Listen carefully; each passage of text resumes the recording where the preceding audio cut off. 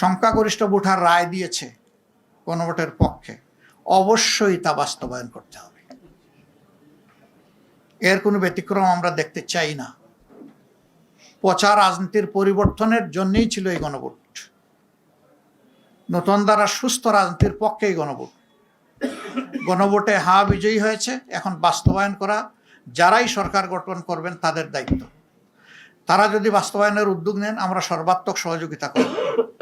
কেউ যদি এড়িয়ে চলতে চান, আমরা এ বিষয়ে অবশ্যই আমাদের কণ্ঠ থেমে থাকবে না।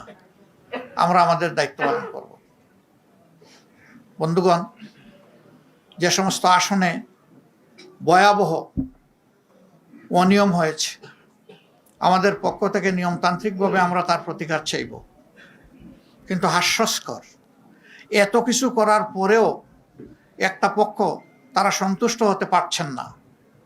ভোট কেড়ে নেওয়া, তারপরে রেজাল্টে বিভিন্ন ধরনের মেকানিজম প্রয়োগ করা, এখন আবার সেই সিটগুলোর বিরুদ্ধে অনেকে নতুন কসরত শুরু করেছেন। কি চাচ্ছেন আপনারা? জাতির সামনে পরিষ্কার করে বলে দেন। এই প্রক্রিয়া যদি বন্ধ না হয়, তাহলে আমাদের কি করার থাকবে?